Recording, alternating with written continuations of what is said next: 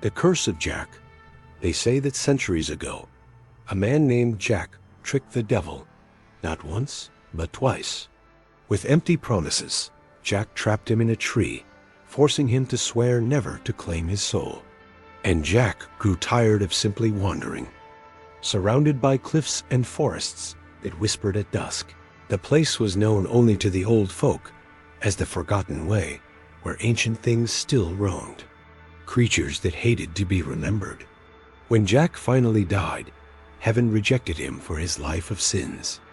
Arrogant, cynical, a disbeliever, Connor grew up mocking his grandmother's tales of souls trapped in the hills, shadows trailing men at night, and the man with the flaming lantern.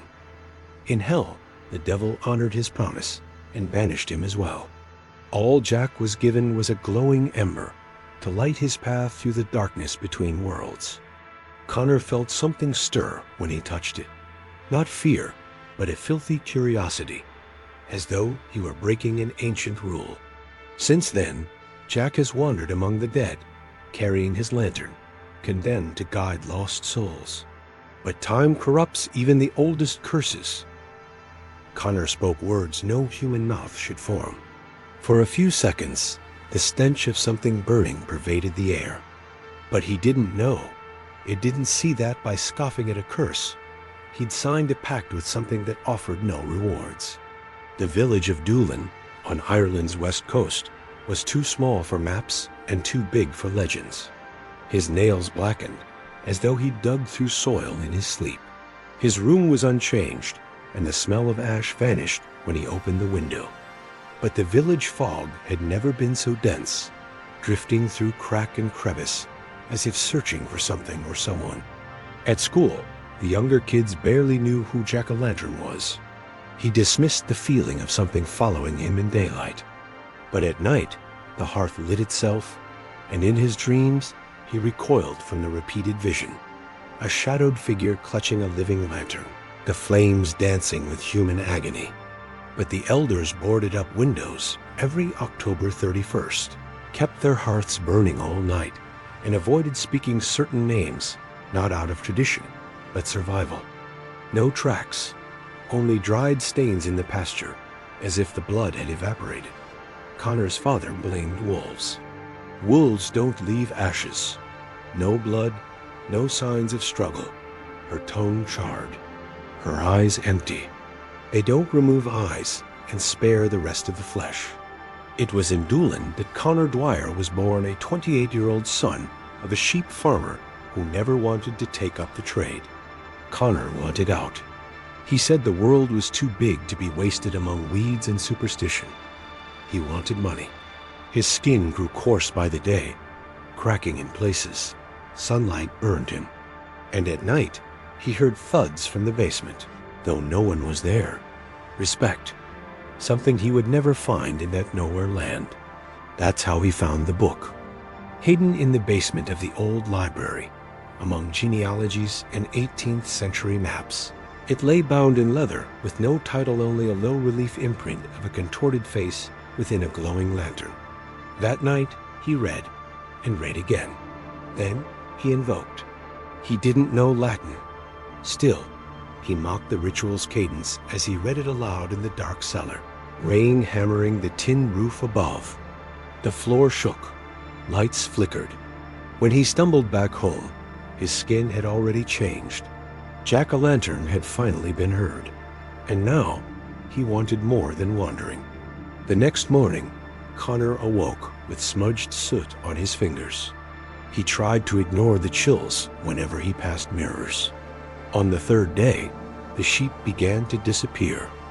A week later, the first death occurred. An elderly woman was found on her doorstep, her chest torn open like a rotted flower.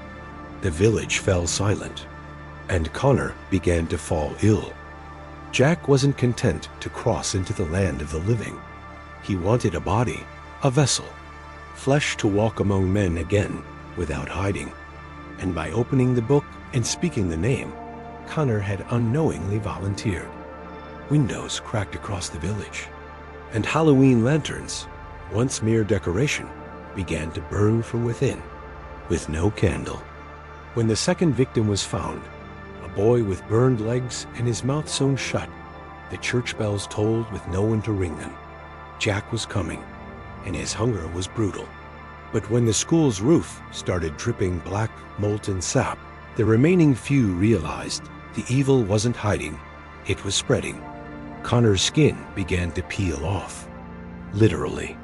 When he touched his face, whole fingers came away coated in yellowed flakes like old wax. Mirrors refused to show his shape fully. His eyes?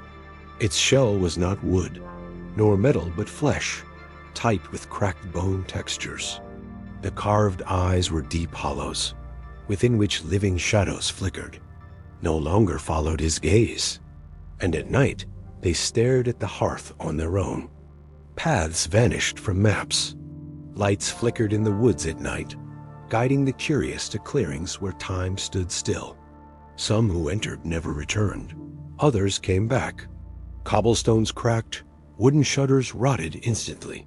Trees recoiled as if frightened to look at it. Different, wordless, unable to close their eyes. Nearby homes began to emit the scent of charred meat. At first, neighbors blamed livestock. Connor's father wasted away inexplicably. His eyes were lifeless, and his mouth opened and closed in a blank gesture, as if still begging. And upon returning home, odd changes appeared in old photographs. A stranger standing in the background, lantern in hand. You'll glimpse the face you most long to see. But on some October nights, solitary lanterns would float across the barren fields. Their dog howled at the basement ceiling every time the door creaked, though it was locked. In his chest, something snapped. His ribs parted, releasing a column of black smoke that swirled around the lantern before dissipating. Across the hills encircling the village, ancient crosses erected by monks were found overturned, arms broken. He thrives in the promise of remembrance. Those who light candles for fun, fake rituals on viral videos, careless souls who mock the idea that naming something real can bring hell to earth. The price always paid later. In the Dwyer house, the situation worsened by the minute. On the fourth night, the lantern appeared, not brought born. It sat on their porch, its flame unmoving, unblinking. Connor collapsed on his knees, not from fear, but instinct. His spine twisted, vertebrae shifted, his feet melded with the floor. Which other folklore entity do you want awakened in the next video? By dawn, Connor had vanished. In the village square, something walked or shuffled. Clad in a rough leather cloak, its bare arms etched with spiraling burn marks, it held the lantern fiercely ablaze. Where its flame passed, reality warped. Connor was gone. Only Jack remained. And Jack remembered every sneer, every mocking laughter, every night they refused to believe. He no longer guided souls, he collected them. Within a week, Doolin disappeared from all records. Tourists could no longer find it, even with GPS. The mapped road simply turned into dried field, shrouded in perpetual fog. Those who ventured near recorded hearing whispers, always the names of deceased loved ones. A chilling legend spread among the neighboring communities. If you utter the name Jack O, lantern in an empty house, and place a personal object next to a lit candle, the cost is never mentioned. And Jack, now freed from his original curse, no longer walks among the dead. With each invocation, the lantern shines brighter ... and another soul is claimed. You ever heard the real legend behind Jack-o'-lantern? Would you light a candle alone just to see what happens? Subscribe, like, and share with someone you know won't sleep easy after hearing this.